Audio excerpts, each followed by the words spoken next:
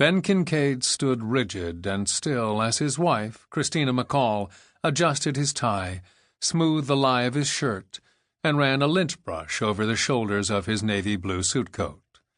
"There," she said, taking a step back to survey the view. "Now you look like someone who's ready to advise the leader of the free world." "That's a relief. Remember to smile and say something nice about his wife. And don't remind him about—" She stopped in mid-sentence. "Wait just a minute."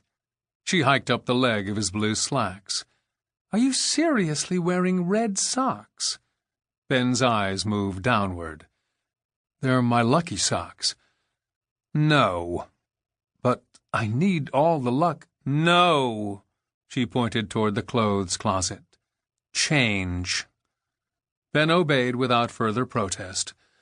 Of course, he always made a great show of being put out when Christina made these sartorial demands, but in truth he didn't mind a bit.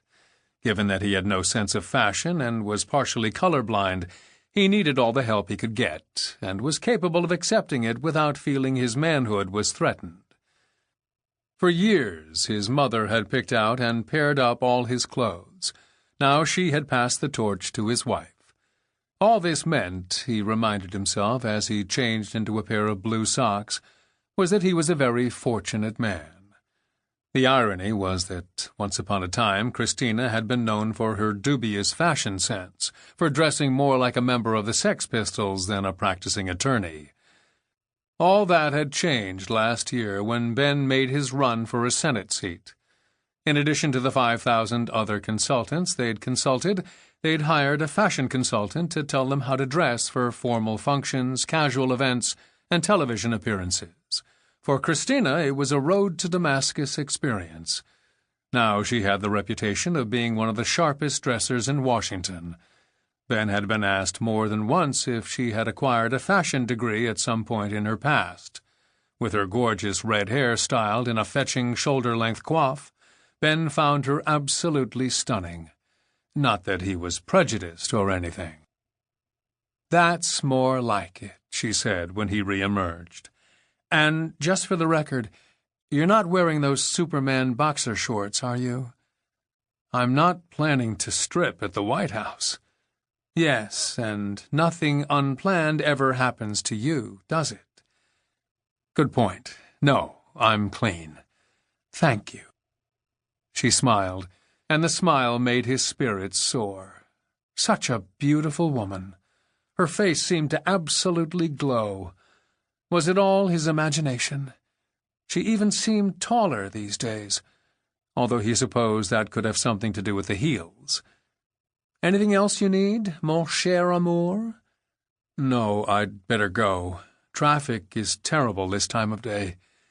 And it still takes half an hour to get cleared to enter the White House." "Still?" "Yep." Ben had been working for almost 2 months now as a member of the president's legal team. Robert Griswold was the official special counsel to the president, but he had a staff of 4 lawyers.